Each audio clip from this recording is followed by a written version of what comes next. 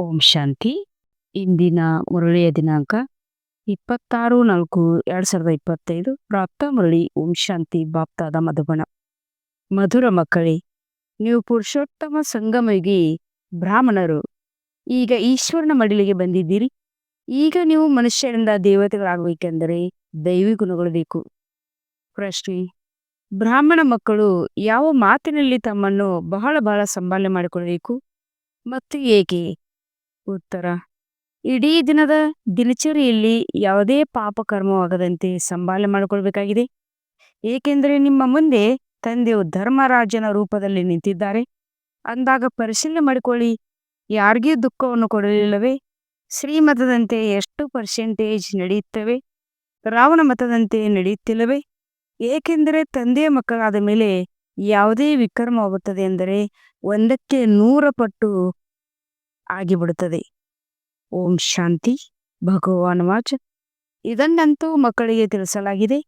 ಯಾವುದೇ ಮನುಷ್ಯರಿಗಾಗಲಿ ಅಥವಾ ದೇವತೆಗಳಿಗಾಗಲಿ ಭಗವಂತನೆಂದು ಹೇಳಲಾಗುವುದಿಲ್ಲ.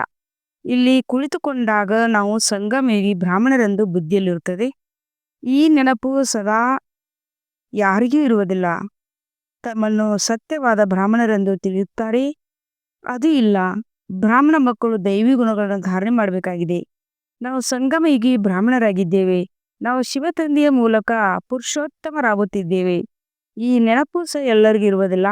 ನಾವು ಪುರುಷೋತ್ತಮ ಸಂಗಮಯುಗಿ ಬ್ರಾಹ್ಮಣರೆಂಬುದನ್ನು ಸಹ ಪದೇ ಪದೇ ಮರೆತು ಹೋಗುತ್ತಾರೆ. ಇದು ಬುದ್ಧಿಯಲ್ಲಿದ್ದರೂ ಸಹ ಅಹೋ ಸೌಭಾಗ್ಯ. ಯಾವಾಗಲೂ ನಂಬರ್ ವಾರ್ ಇದ್ದೇ ಇರುತ್ತಾರೆ. ಎಲ್ಲರೂ ತಮ್ಮ ತಮ್ಮ ಬುದ್ಧಿ ಅನುಸಾರ ಪುರುಷಾರ್ಥಿಗಳಾಗಿದ್ದಾರೆ. ಈಗ ನೀವು ಸಂಗಮಯುಗಿಗಳಾಗಿದ್ದೀರಿ, ಪುರುಷೋತ್ತಮರಾಗುತ್ತಿದ್ದೀರಿ. ನಿಮಗೆ ತಿಳಿದಿದೆ, ಯಾವಾಗ ಪ್ರಿಯಾತಿ ಪ್ರಿಯ ತಂದೆಯನ್ನು ನೆನಪು ಮಾಡುತ್ತೇವೆಯೋ ಆಗಲೇ ನಾವು ಪುರುಷೋತ್ತಮರಾಗುತ್ತೇವೆ. ನೆನಪಿನಿಂದಲೇ ಪಾಪಗಳು ನಾಶವಾಗುತ್ತವೆ.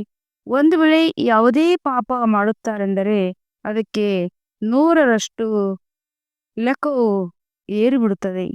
ಮೊದಲು ಏನು ಪಾಪ ಮಾಡಿದ್ದೆವು ಅದು 1ಕ್ಕೆ 10ರಷ್ಟು ಏರುತ್ತಿತ್ತು. ಈಗಂತೂ 100ಕ್ಕೆ ಎಷ್ಟು ಏರುತ್ತದೆ ಎಂದರೆ ಈಶ್ವರನ ಮಡಿಲಿಗೆ ಬಂದ ಮೇಲೂ ಪಾಪ ಮಾಡುತ್ತಾರೆ. ನೀವು ಮಕ್ಕಳಿಗೆ ತಿಳಿದಿದೆ, ತಂದೆಯು ಪುರುಷೋತ್ತಮರಿಂದ ದೇವತೆಗಳನ್ನಾಗಿ ಮಾಡಲು ನಮಗೆ ಓದಿಸುತ್ತಾರೆ. ಈ ನೆನಪು ಯಾರಿಗೆ ಸ್ಥಿರವಾಗಿರುತ್ತದೆಯೋ ಅವರು ಬಹಳ ಅಲೌಕಿಕ ಸೇವೆಯನ್ನು ಮಾಡುತ್ತಿರುತ್ತಾರೆ. ಸದಾ ಹರ್ಷಿತರಾಗಲು ಅನ್ಯರಿಗೂ ಮಾರ್ಗವನ್ನು ತಿಳಿಸಬೇಕಾಗಿದೆ. ಭಲೆ ಎಲ್ಲೇ ಹೋಗುತ್ತೀರೆಂದರೆ ಬುದ್ಧಿಯಲ್ಲಿ ಇದು ನೆನಪಿರಲಿ, ನಾವು ಸಂಗಮಯುಗದಲ್ಲಿದ್ದೇವೆ. ಇದು ಪುರುಷೋತ್ತಮ ಸಂಗಮಯುಗವಾಗಿದೆ. ಅವರು ಪುರುಷೋತ್ತಮ ವಾಸ ಅಥವಾ ವರ್ಷವೆಂದು ಹೇಳುತ್ತಾರೆ. ನಾವು ಪುರುಷೋತ್ತಮ ಈ ಸಂಗಮಯುಗಿ ಬ್ರಾಹ್ಮಣರೆಂದು ನೀವು ಹೇಳುತ್ತೀರಿ. ಈಗ ಪುರುಷೋತ್ತಮರಾಗುವ ಯಾತ್ರೆಯಲ್ಲಿದ್ದೇವೆ ಎಂಬುದನ್ನು ಬಹಳ ಚೆನ್ನಾಗಿ ಬುದ್ಧಿಯಲ್ಲಿ ಧಾರಣೆ ಮಾಡಿಕೊಳ್ಬೇಕಾಗಿದೆ. ಇದು ನೆನಪಿದ್ದರೂ ಸಹ ಮನ್ಮನಾಭವಾಯಿತು. ನೀವು ಪುರುಷಾರ್ಥ ಅನುಸಾರ ಮತ್ತು ಕರ್ಮದ ಅನುಸಾರ ಪುರುಷೋತ್ತಮರಾಗುತ್ತೀರಿ. ದೈವಿ ಗುಣಗಳು ಬೇಕು. ಶ್ರೀಮತದಂತೆ ನಡೆಯಬೇಕಾಗುತ್ತದೆ. ಎಲ್ಲಾ ಮನುಷ್ಯರು ತಮ್ಮ ಮತದಂತೆ ನಡೆಯುತ್ತಾರೆ.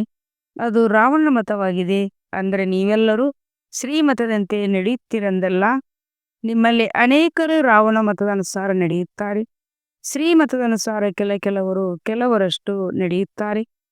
ಕೆಲವರಂತೂ 2% ನಡೆಯುತ್ತಾರೆ. ಭಲೆ ಇಲ್ಲಿ ಕುಳಿತಿದ್ದಾರೆ, ಆದರೂ ಸಹ ಶಿವತಂದೆಯ ನೆನಪಿನಲ್ಲಿರುವುದಿಲ್ಲ. ಬುದ್ಧಿಯೋಗವು ಎಲ್ಲೆಲ್ಲೇ ಅಲ್ಲಾಡುತ್ತಿರುತ್ತದೆ. ಆದ್ದರಿಂದ ನೀವು ನೋಡಿಕೊಳ್ಳಿ, ನಿತ್ಯವೂ ನೋಡಿಕೊಳ್ಳಿರಬೇಕು. ಇಂದು ಯಾವುದೇ ಪಾಪದ ಕೆಲಸವನ್ನು ಮಾಡಲಿಲ್ಲವೇ? ಯಾರಿಗೆ ದುಃಖವನ್ನು ಕೊಡಲಿಲ್ಲವೇ? ತಮ್ಮ ಮೇಲೆ ಸಂಭಾಲನೆ ಮಾಡಿಕೊಳ್ಳಬೇಕಾಗುತ್ತದೆ. ಏಕೆಂದರೆ ಧರ್ಮರಾಜನು ನಿಂತಿದ್ದಾರಲ್ಲವೇ? ಈಗಿನ ಸಮಯವೇ ಎಲ್ಲ ಲೆಕ್ಕಾಚಾರಗಳನ್ನು ಸಮಾಪ್ತಿ ಮಾಡಿಕೊಳ್ಳುವುದಕ್ಕೋಸ್ಕರವೇ ಇದೆ. ನಾವು ಜನ್ಮಾಂತರದ ಪಾಪಿಗಳಾಗಿದ್ದೇವೆಂದು ಮಕ್ಕಳಿಗೆ ತಿಳಿದಿದೆ. ಎಲ್ಲಿಯೇ ಯಾವುದೇ ಮಂದಿರ ಅಥವಾ ಗುರುಗಳ ಬಳಿ ಇಲ್ಲವೇ? ಇಷ್ಟ ದೇವತೆಯ ಬಳಿ ಹೋಗುತ್ತೀರೆಂದರೆ ಜನ್ಮಗಳ ಪಾಪಿಯಾಗಿದ್ದೇವೆ, ನಮ್ಮ ರಕ್ಷಣೆ ಮಾಡಿ ದಯ ತೋರಿಸಿ ಎಂದು ಹೇಳುತ್ತಾರೆ. ಸತ್ಯಯುಗದಲ್ಲಿ ಎಂದೂ ಈ ಶಬ್ದ ಬರುವುದಿಲ್ಲ. ಇಲ್ಲಿ ಕೆಲವರು ಸತ್ಯವನ್ನು ಹೇಳುತ್ತಾರೆ, ಇನ್ನು ಕೆಲವರು ಸುಳ್ಳು ಹೇಳುತ್ತಾರೆ. ಇಲ್ಲಿಯೂ ಹಾಗೆಯೇ ತಂದೆ ಯಾವಾಗಲೂ ತಿಳಿಸುತ್ತಾರೆ. ತಮ್ಮ ಜೀವನದ ಕಥೆಯನ್ನು ತಂದೆಗೆ ಬರೆದು ಕಳಿಸಿ. ಅದರಲ್ಲಿ ಕೆಲವರು ಪೂರ್ಣ ಸತ್ಯವನ್ನು ಬರೆಯುತ್ತಾರೆ, ಕೆಲವರು ಮುಚ್ಚಿಡುತ್ತಾರೆ. ನಾಚಿಕೆಯಾಗುತ್ತದೆ. ಈಗಂತೂ ನಿಮಗೆ ತಿಳಿದಿದೆ, ಕೆಟ್ಟ ಕರ್ಮವನ್ನು ಮಾಡೋದರಿಂದ ಕೆಟ್ಟ ಫಲವೇ ಸಿಗುವುದು. ಅದಂತೂ ಅಲ್ಪ ಕಾಲದ ಮಾತಾಗಿದೆ. ಇದು ಬಹಳ ಕಾಲದ ಮಾತಾಗಿದೆ. ಒಂದು ವೇಳೆ ಕೆಟ್ಟ ಕರ್ಮವನ್ನು ಮಾಡುತ್ತೀರೆಂದರೆ ಶಿಕ್ಷೆಗಳನ್ನು ಅನುಭವಿಸುತ್ತೀರಿ. ಮತ್ತೆ ಸ್ವರ್ಗದಲ್ಲಿಯೂ ಬಹಳ ತಡವಾಗಿ ಬರುತ್ತೀರಿ. ಯಾರು ಪುರುಷೋತ್ತಮರಾಗುತ್ತಾರೆಂಬುದೆಲ್ಲವೂ ಈಗ ತಿಳಿಯುತ್ತದೆ. ಸತ್ಯಯುಗ ಪುರುಷೋತ್ತಮ ದೈವಿ ರಾಜ್ಯವಾಗಿದೆ. ಉತ್ತಮರಿಗಿಂತಲೂ ಉತ್ತಮ ಪುರುಷೋತ್ತಮರಾಗುತ್ತಿರಲಿವೆ. ಮತ್ತೆಲ್ಲಿಯೂ ಹೀಗೆ ಯಾರದೇ ಮಹಿಮೆ ಮಾಡುವುದಿಲ್ಲ. ಮನುಷ್ಯರಂತೂ ದೇವತೆಗಳ ಗುಣಗಳನ್ನು ಸಹ ಅರಿತುಕೊಂಡಿಲ್ಲ. ಬಲೆ ಮಹಿಮೆಯನ್ನು ಹಾಡುತ್ತಾರೆ, ಆದರೆ ಗಿಳಿಯ ತರ. ಆದ್ದರಿಂದ ತಂದೆಯು ಹೇಳುತ್ತಾರೆ, ಮೊದಲು ಭಕ್ತರಿಗೆ ತಿಳಿಸಿ. ಭಕ್ತರು ತಮ್ಮನ್ನು ನೀಚರೆಂದು ಹೇಳಿಕೊಳ್ಳುವಾಗ ಅವರನ್ನು ಪ್ರಶ್ನಿಸಿ, ನೀವು ಶಾಂತಿಧಾಮದಲ್ಲಿದ್ದಾಗ ಅಲ್ಲಿ ಪಾಪ ಮಾಡುತ್ತಿದ್ದೀರಾ? ಅಲ್ಲಂತೂ ಆತ್ಮಗಳೆಲ್ಲರೂ ಪವಿತ್ರರಾಗಿರುತ್ತಾರೆ, ಇಲ್ಲಿ ಅಪವಿತ್ರರಾಗಿದ್ದಾರೆ. ಏಕೆಂದರೆ ಸತೋಪ್ರಧಾನ ತಮೋಪ್ರಧಾನ ಪ್ರಪಂಚವಾಗಿದೆ. ಸತೋಪ್ರಧಾನ ಹೋಗಿ ತಮೋಪ್ರಧಾನ ಪ್ರಪಂಚವಾಗಿದೆ. ಹೊಸ ಪ್ರಪಂಚದಲ್ಲಂತೂ ಪವಿತ್ರರಿರುತ್ತಾರೆ, ಅಪವಿತ್ರನಾಗಿ ಮಾಡುವವರು ರಾವಣನಾಗಿದ್ದಾನೆ. ಈ ಸಮಯದಲ್ಲಿ ವಿಶೇಷವಾಗಿ ಭಾರತ ಹಾಗೂ ಇಡೀ ಪ್ರಪಂಚದಲ್ಲಿ ರಾವಣ ರಾಜ್ಯವಿದೆ. ಯಥಾ ರಾಜ ರಾಣಿ ತಥಾ ಪ್ರಜಾ. ಇಲ್ಲಿ ಹೈಯೆಸ್ಟ್ ಲೋಯೆಸ್ಟ್ ಎಲ್ಲರೂ ಪತಿತರಾಗಿದ್ದಾರೆ. ತಂದೆಯು ತಿಳಿಸುತ್ತಾರೆ, ನಾನು ನಿಮ್ಮನ್ನು ಪಾವನರನ್ನಾಗಿ ಮಾಡಿ ಹೋಗುತ್ತೇನೆ. ಮತ್ತೆ ನಿಮ್ಮನ್ನು ಪತಿತರನ್ನಾಗಿ ಯಾರು ಮಾಡುತ್ತಾರೆ? ರಾವಣ. ಈಗ ಮತ್ತೆ ನನ್ನ ಮತದಂತೆ ಪಾವನರಾಗುತ್ತಿದ್ದೀರಿ. ಮತ್ತೆ ಅರ್ಧಕಲ್ಪದ ನಂತರ ರಾವಣ ಮತದಂತೆ ಪತಿತರಾಗುತ್ತೀರಿ. ಅರ್ಥಾತ್ ದೇಹಾಭಿಮಾನದಲ್ಲಿ ಬಂದು ವಿಕಾರಿಗಳಿಗೆ ವಶವರಾಗಿ ಬಿಡುತ್ತೀರಿ. ಅದಕ್ಕೆ ಅಸುರಿ ಮತವೆಂದು ಹೇಳಲಾಗುತ್ತದೆ. ಭಾರತವು ಪಾವನವಾಗಿತ್ತು, ಅದು ಈಗ ಪತಿತವಾಗಿದೆ. ಮತ್ತೆ ಪಾವನವಾಗಬೇಕಾಗಿದೆ. ಪಾವನವನ್ನಾಗಿ ಮಾಡಲು ಪತಿತ ಪಾವನ ತಂದೆಯೇ ಬರಬೇಕಾಗುತ್ತದೆ. ಈ ಸಮಯದಲ್ಲಿ ನೋಡಿ, ಎಷ್ಟೊಂದು ಮನುಷ್ಯರಿದ್ದರು. ಮತ್ತೆ ನಾಳೆ ಎಷ್ಟು ಮಂದಿ ಇರಬಹುದು. ಯುದ್ಧವು ಆರಂಭವಾಗುವುದು. ಮೃತ್ಯುವಂತೂ ಸಮ್ಮುಖದಲ್ಲಿ ನಿಂತಿದೆ. ನಾಳೆ ಇವರೆಲ್ಲರೂ ಎಲ್ಲಿಗೆ ಹೋಗುತ್ತಾರೆ? ಎಲ್ಲರ ಶರೀರ ಮತ್ತು ಈ ಹಳೆಯ ಪ್ರಪಂಚವು ವಿನಾಶವಾಗುತ್ತದೆ. ನಂಬರ್ 1 ಪುರುಷಾರ್ಥದ ಅನುಸಾರ ಈ ರಹಸ್ಯವು ಈಗ ನಿಮ್ಮ ಬುದ್ಧಿಯಲ್ಲಿದೆ. ನಾವು ಯಾರ ಸಮ್ಮುಖದಲ್ಲಿ ಕುಳಿತಿದ್ದೇವೆಯೋ ಹಲವಾರು ತಿಳಿದುಕೊಳ್ಳುವುದಿಲ್ಲ. ನಾವು ಯಾರ ಸಮ್ಮುಖದಲ್ಲಿ ಕುಳಿತಿದ್ದೇವೆ ಎಂಬುದನ್ನು ಸಹ ಹಲವರು ತಿಳ್ಕೊಳ್ಳೋದಿಲ್ಲ. ಅವರು ಬಹಳ ಕಡಿಮೆ ಪದವಿಯನ್ನು ಪಡೆಯುತ್ತಿದ್ದಾರೆ.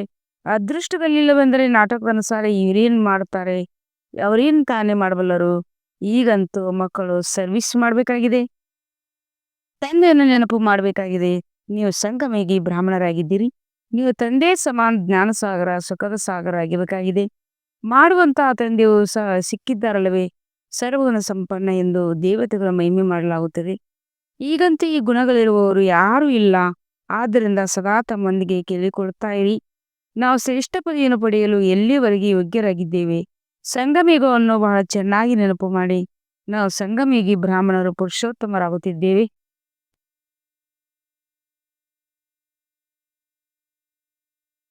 ಶ್ರೀಕೃಷ್ಣನ ಹೊಸ ಪ್ರಪಂಚದ ಪುರುಷೋತ್ತಮನಲ್ಲವೇ ನಾವು ತಂದೆಯ ಸಮ್ಮುಖದಲ್ಲಿ ಕುಳಿತಿದ್ದೇವೆ ಎಂದು ಮಕ್ಕಳಿಗೆ ಗೊತ್ತಿದೆ. ಅಂದ ಮೇಲೆ ಇನ್ನೂ ಹೆಚ್ಚಿನದಾಗಿ ಓದಬೇಕಲ್ಲವೇ? ಓದಿಸಲು ಬೇಕಾಗಿದೆ. ಓದಿಸಲಿಲ್ಲವೆಂದರೆ ತಾವು ಓದುವುದಿಲ್ಲವೆಂದು ಸಿದ್ಧವಾಗುತ್ತದೆ. ಬುದ್ಧಿಯಲ್ಲಿ ಕುಳಿತುಕೊಳ್ಳುವುದಿಲ್ಲ. 5% ಸಹ ಕುಳಿತುಕೊಳ್ಳುವುದಿಲ್ಲ.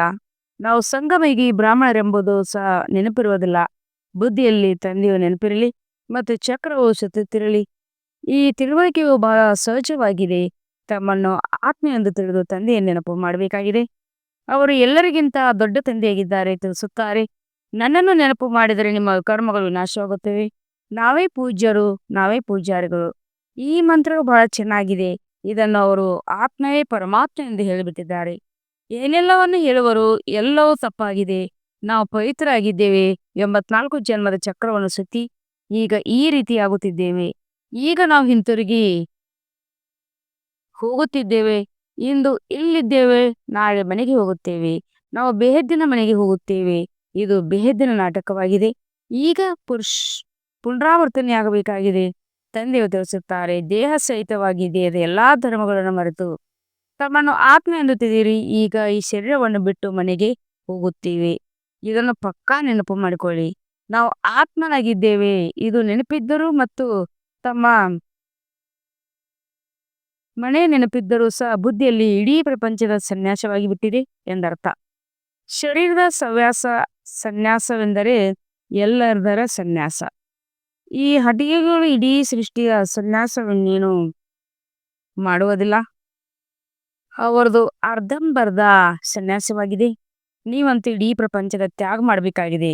ತಮ್ಮನ್ನು ದೇವರೆಂದು ತಿಳಿಯುತ್ತೀರೆಂದರೆ ಮತ್ತೆ ಕೆಲಸವು ಅಂಥದ್ದೇ ಮಾಡುತ್ತೀರಿ. ದೇಹಾಭಿಮಾನಿಗಳಾಗುವುದರಿಂದ ಕಳ್ಳತನ, ಸುಲಿಗೆ, ಸುಳ್ಳು ಹೇಳುವುದು, ಪಾಪ ಮಾಡುವುದು ಇವೆಲ್ಲವೂ ಚಟಗಳಾಗಿ ಬಿಡುತ್ತವೆ. ಜೋರಾಗಿ ಮಾತನಾಡುವುದು ಹವ್ಯಾಸವಾಗಿ ಬಿಡುತ್ತದೆ.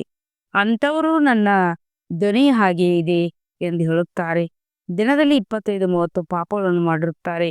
ಸುಳ್ಳು ಹೇಳುವುದು ಸಹ ಪಾಪವಾಯಿತಲ್ಲವೇ? ಅದೇ ಹವ್ಯಾಸವಾಗಿ ಬಿಡುತ್ತದೆ. ಆದ್ದರಿಂದ ತಂದೆಯು ತಿಳಿಸುತ್ತಾರೆ, ಶಬ್ದ ಕಡಿಮೆ ಮಾಡುವುದನ್ನು ಕಲಿಯಿರಿ. ಇದನ್ನು ಕಡಿಮೆ ಮಾಡೋದ್ರಲ್ಲಿ ಏನು ತಡವಾಗೋದಿಲ್ಲ. ನಾಯಿಯನ್ನು ಸಹ ಸಾಕುತ್ತಾರೆಂದರೆ ಅದು ಸಹ ಒಳ್ಳೆಯದಾಗಿ ಬಿಡುತ್ತದೆ. ಕೋತಿಯಲ್ಲಿ ಎಷ್ಟು ಚಂಚಲತೆ ಇರುತ್ತದೆ, ಆದರೂ ಸಹ ಅದು ಯಾರ ಜೊತೆಯಾದರೂ ಹೊಂದಿಕೊಳ್ಳುತ್ತದೆ ಎಂದರೆ ಕುಳಿತು ನರ್ತನ ಮಾಡುತ್ತದೆ. ಪ್ರಾಣಿಗಳು ಸಹ ಸುಧಾರಣೆ ಆಗುತ್ತದೆ. ಪ್ರಾಣಿಗಳನ್ನು ಸುಧಾರಣೆ ಮಾಡುವುದು ಮನುಷ್ಯರಿದ್ದಾರೆ. ಮನುಷ್ಯರನ್ನು ಸುಧಾರಣೆ ಮಾಡುವವರು ತಂದೆಯಾಗಿದ್ದಾರೆ. ತಂದೆಯು ತಿಳಿಸುತ್ತಾರೆ, ನೀವು ಸಹ ಪ್ರಾಣಿಗಳ ಸಮಾನರಾಗಿದ್ದೀರಿ. ಆದ್ದರಿಂದಲೇ ನನ್ನನ್ನು ಸಹ ಮೀನು, ಮೊಸಳೆ ಅವತಾರ, ವರಾಹತಾರ ಎಂದು ಹೇಳಿಬಿಡುತ್ತೀರಿ. ನಿಮ್ಮ ಚಟುವಟಿಕೆಯು ಹೇಗಿದೆಯೋ ಅದಕ್ಕಿಂತಲೂ ನನ್ನನ್ನು ಕೀಳು ಮಾಡಿಬಿಟ್ಟಿದ್ದೀರಿ. ಇದನ್ನೂ ಸಹ ನೀವೇ ತಿಳಿದುಕೊಂಡಿದ್ದೀರಿ. ಪ್ರಪಂಚದವರಿಗೆ ಗೊತ್ತಿಲ್ಲ.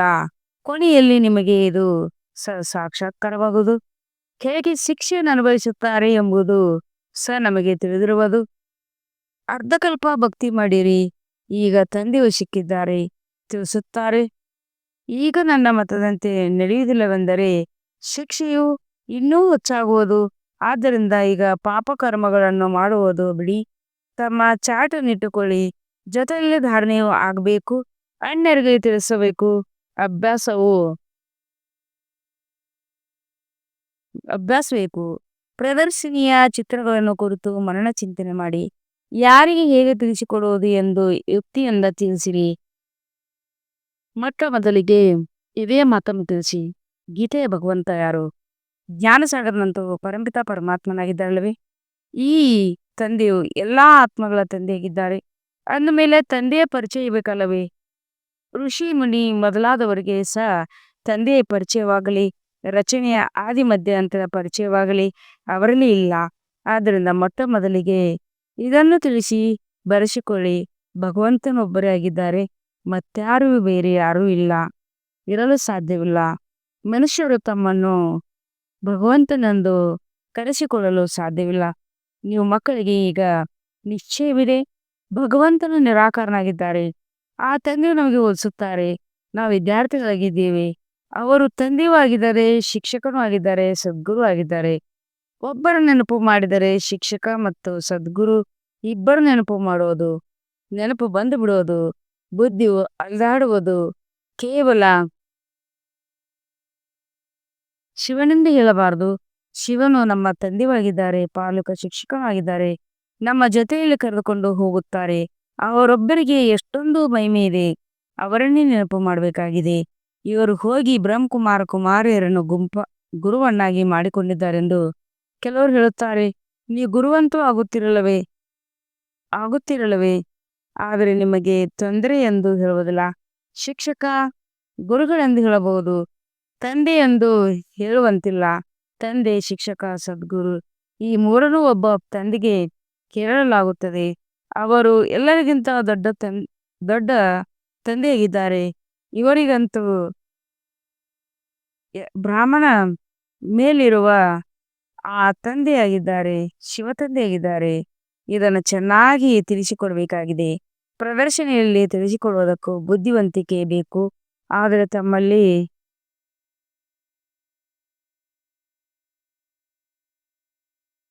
ಸೇವಾದಾರಿ ಮಕ್ಕಳಿಗೆ ಸರ್ವಿಸ್ ಮಾಡಬೇಕು. ತಂದೆಯನ್ನೇ ನಿರಾಕರಿಸುವುದಿಲ್ಲ. ಮುಂದೆ ಹೋದಂತೆ ಸಾಧು, ಸಂತ ಮೊದಲಾದವರಿಗೂ ಸಹ ನೀವು ಜ್ಞಾನದ ಬಾಣವನ್ನು ಹೊಡೆಯುತ್ತೀರಿ. ಅವರು ಹೇಗಾದರೂ ಹೋಗುವುದಾದರೂ ಎಲ್ಲಿಗೆ? ಇದೊಂದೇ ಅಂಗಡಿಯಾಗಿದೆ. ಈ ಅಂಗಡಿಯಿಂದಲೇ ಎಲ್ಲರ ಸದ್ಗತಿಯಾಗಬಹುದು. ಇದು ಇಂಥ ಅಂಗಡಿಯಾಗಿದೆ. ನೀವು ಎಲ್ಲರಿಗೂ ಪವಿತ್ರರಾಗಿರುವ ಮಾರ್ಗವನ್ನು ತಿಳಿಸುತ್ತೀರಿ. ಅವರು ಆಗಲಿ ಆಗದಿರಲಿ ನೀವು ಮಕ್ಕಳ ಗಮನ ವಿಶೇಷವಾಗಿ ಸರ್ವಿಸ್ನ ಮೇಲಿರಬೇಕು. ಭಲೆ ಮಕ್ಕಳು ಬುದ್ಧಿವಂತರಿದ್ದಾರೆ, ಆದರೆ ಪೂರ್ಣ ಸರ್ವಿಸ್ ಮಾಡಲಿಲ್ಲವೆಂದರೆ ಇವರ ಮೇಲೆ ರಾಹುವಿನ ದರ್ಶನ ಕುಳಿತಿದೆ ಎಂದು ತಿಳಿಯುತ್ತಾರೆ. ದೇಶಗಳಂತೂ ಎಲ್ಲರ ಮೇಲಿರುತ್ತದೆ ಅಲ್ವಾ? ಮಾಯೆಯ ನೆರಳು ಬೀಳುತ್ತದೆ ಅಂದರೆ ಮತ್ತೆ 2 ದಿನಗಳ ನಂತರ ಸರಿ ಹೋಗುತ್ತವೆ. ಮಕ್ಕಳು ಸರ್ವೀಸಿನ ಅನುಭವ ಪಡೆದು ಬರಬೇಕಾಗಿದೆ. ಪ್ರದರ್ಶನೆಯಂತೂ ಮಾಡುತ್ತಿದ್ದಾರೆ.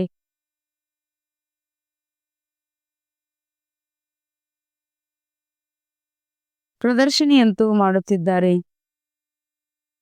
ಆದರೆ ಅವಶ್ಯವಾಗಿ ಗೀತೆಯನ್ನು ಕೃಷ್ಣನು ಹೇಳಲಿಲ್ಲ, ಶಿವ ಭಗವಂತನೇ ತಿಳಿಸಿದ್ದಾರೆ ಎಂಬ ಮಾತನ್ನು ಮನುಷ್ಯರು ಅರಿತುಕೊಳ್ಳಿಲ್ಲ, ತಕ್ಷಣ ಬರೆಯುತ್ತಿಲ್ಲ. ಕೆಲವರಂತೂ ಕೇವಲ ಇದು ಬಹಳ ಚೆನ್ನಾಗಿದೆ ಎಂದು ಕೇಳಿಬಿಡುತ್ತಾರೆ. ಮನುಷ್ಯರಿಗಾಗಿ ಬಹಳ ಕಲ್ಯಾಣಕಾರಿಯಾಗಬೇಕಿದೆ, ಎಲ್ಲರಿಗೂ ತೋರಿಸಬೇಕಾಗಿದೆ ಎಂದು ಹೇಳುತ್ತಾರೆ. ಆದರೆ ನಾನು ಆಸ್ತಿಯನ್ನು ಪಡೆದುಕೊಳ್ಳುವೆನು ಎಂಬ ಮಾತನ್ನು ಯಾರು ಹೇಳುವುದಿಲ್ಲ. ಒಳ್ಳೆಯದು. ಮಧುರಾತಿ ಮಧುರ ಅಗಲಿ ಹೋಗಿ ಮರಳಿ ಸಿಕ್ಕಿರುವ ಮಕ್ಕಳ ಪ್ರತಿ ಮಾತ್ಪೀತ ಬಾಪ್ತವರ ನೆನಪು ಪ್ರೀತಿಯಾದ ಸುಪ್ರಭಾತ. ಆತ್ಮಿಕ ಮಕ್ಕಳ ಆತ್ಮಿಕ ತಂದೆಯ ನಮಸ್ತೆ. हम रूहानी बच्चों की रूहानी बाप दादा को याद प्यार और गुड मॉर्निंग. नमस्ते नमस्ते नमस्ते. ಶುಕ್ರಿಯಾ ಬಾಬಾ ಶುಕ್ರಿಯಾ. ಓಹಾ ಬಾಬಾ ಓಹಾ. 1ನೇ ಪಾಯಿಂಟ್ ಆಗಿದೆ. ದೇಹ ಬಾಣದಲ್ಲಿ ಬಂದು ಜೋರಾಗಿ ಮಾತನಾಡುವುದು, ಈ ಹವ್ಯಾಸವನ್ನು ಬಿಡಬೇಕಾಗಿದೆ. ಕಳ್ಳತನ ಮಾಡೋದು, ಸುಳ್ಳು ಹೇಳುವುದು ಇವೆಲ್ಲವೂ ಪಾಪವಾಗಿದೆ. ಆದ್ದರಿಂದ ಪಾರಾಗಲು ದೇಹಿ ಅಭಿಮಾನಿಗಳಾಗಬೇಕಾಗಿದೆ. 2ನೇ ಪಾಯಿಂಟ್, ಮೃತ್ಯುವು ಸಮ್ಮುಖದಲ್ಲಿದೆ. ಆದ್ದರಿಂದ ತಂದೆ ಶ್ರೀಮತದಂತೆ ನಡೆದು ತಂದೆಯ ಮಕ್ಕಳಾದ ಮೇಲೂ ಯಾವುದೇ ಕೆಟ್ಟ ಕೆಲಸವನ್ನು ಮಾಡಬಾರದು. ಶಿಕ್ಷೆಗಳಿಂದ ಪಾರಾಗುವ ಪುರುಷಾರ್ಥ ಮಾಡಬೇಕು. ವರದಾನ: ಲೋಕಪ್ರಿಯ ಸಭೆಯ ಟಿಕೆಟ್ ಅನ್ನು ಬುಕ್ ಮಾಡುವಂತ ರಾಜ್ಯ ಸಿಂಹಾಸನಾಧಿಕಾರಿ ಭವ. ಯಾವುದೇ ಸಂಕಲ್ಪ ಅಥವಾ ವಿಚಾರ ಮಾಡುತ್ತೀರೆಂದರೆ ಮೊದಲು ಪರಿಶೀಲನೆ ಮಾಡಿರಿ. ಈ ವಿಚಾರ ಅಥವಾ ಸಂಕಲ್ಪ ಪ್ರಭು ಪ್ರಿಯವಾಗಿದೆ. ತಂದೆಗೆ ಯಾರು ಪ್ರಿಯರಾಗುತ್ತಾರೆಯೋ ಅವರು ಸ್ವತಃವಾಗಿ ಲೋಕಪ್ರಿಯರಾಗುತ್ತಾರೆ. ಸಂಕಲ್ಪದಲ್ಲಿ ಸ್ವಾರ್ಥವಿದೆ ಎಂದರೆ ಮನಪ್ರಿಯವೆಂದು ಹೇಳಲಾಗುತ್ತದೆ ಮತ್ತು ವಿಶ್ವ ಕಲ್ಯಾಣಾರ್ಥವೆಂದರೆ ಲೋಕಪ್ರಿಯ ಅಥವಾ ಪ್ರಭು ಪ್ರಿಯ ಎಂದು ಹೇಳಲಾಗುತ್ತದೆ.